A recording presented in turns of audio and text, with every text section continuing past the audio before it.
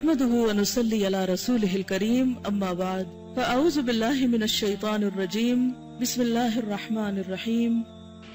نبی کی بیویوں سے اگر تمہیں کچھ مانگنا ہو تو پردے کے پیچھے سے مانگا کرو، پردے کے پیچھے سے۔ جی ہاں، مردوں کو یہ حکم دیا کہ سامنے سے نہیں، بغیر حجاب کے نہیں، حجاب کے پیچھے سے۔ کیوں حجاب؟ کیوں؟ یہ تمہارے اور ان کے دلوں کی پاکیزگی کے لیے زیادہ مناسب طریقہ ہے، یعنی اس سے دل پاکیزہ رہیں گے۔ حضرت انس کہتے ہیں کہ میں نبی صلی اللہ علیہ وسلم کا خادم تھا، بغیر اجازت آپ کے گھروں میں آتا جاتا تھا۔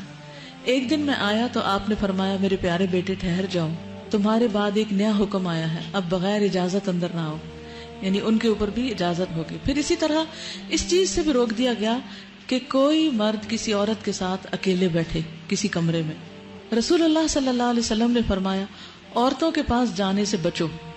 اس پر انصار کے ایک صحابی نے عرض کیا یا رسول اللہ، دیور کے متعلق آپ کی کیا رائے ہے؟ بردر ان لا جو ہے۔ آپ نے فرمایا دیور یا سسرالی رشتہ دار تو موت ہے، یعنی یہ نہیں کہ سب گھر والے چلے جائیں اور دیور بھابھی اکیلے گھر میں رہ جائیں، یہ پسندیدہ نہیں۔ رسول اللہ صلی اللہ علیہ وسلم نے ممبر پر کھڑے ہو کر علل اعلان سب کو فرمایا کوئی آدمی آج کے دن کے بعد کسی عورت کے پاس جس کا شوہر موجود نہ ہو نہ جائے، یعنی ہسبینڈ کی ایبسنس میں کوئی مرد کسی عورت کے پاس نہ جائے۔ ہاں اگر اس کے ساتھ ایک یا دو آدمی ہو تو پھر حرج نہیں، کیونکہ بعض اوقات کام ہوتا ہے، ضرورت ہوتی ہے، بعض اوقات میڈیکل ریزنز ہوتی ہیں، بعض اوقات کورٹ کے مسائل ہوتے ہیں، یا کوئی بزنس ہوتا ہے جس میں مشورہ مشاورت کی ضرورت ہوتی ہے۔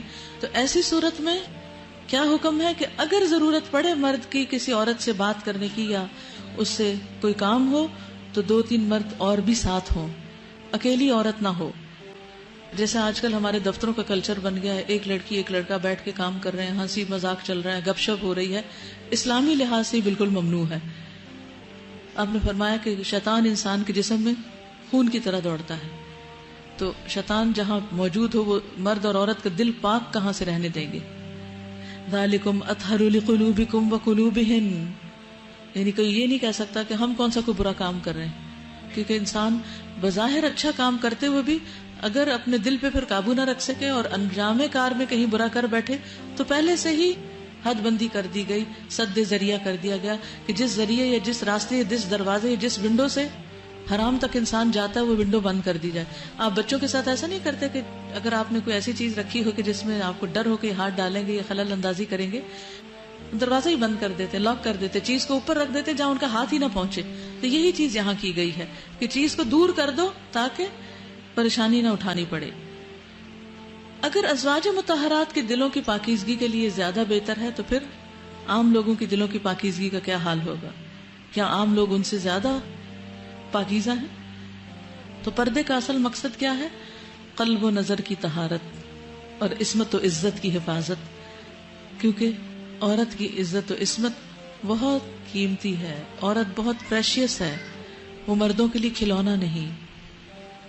میری بیٹیاں جب چھوٹی تھی اور ان کو میں نے حجاب کروانے کے لیے کہا تو میں نے ان کو ایک مثال دی کہ جیسے سویٹ چیز کے اوپر مکھیاں آتی ہیں تو اگر مکھی کو بیٹھنے دیا جائے تو کیا ہوگا؟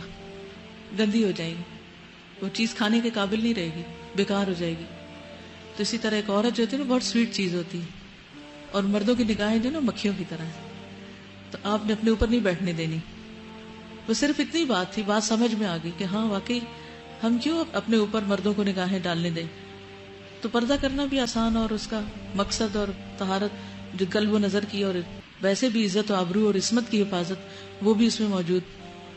تو کسی بھی طرح سے آپ اگر یہ سمجھیں کہ اللہ تعالیٰ ہمارے لیے ہماری ماؤں سے بڑھ کر ہم سے محبت کرنے والا ہے تو وہ احکامات ہمیں کیوں دے رہا ہے؟ وہ ہمیں پروٹیکٹ کرنا چاہتا ہے۔ حجاب عورت کی پروٹیکشن کے لیے ہے، عورت کو بہترین مقام دینے کے لیے ہے۔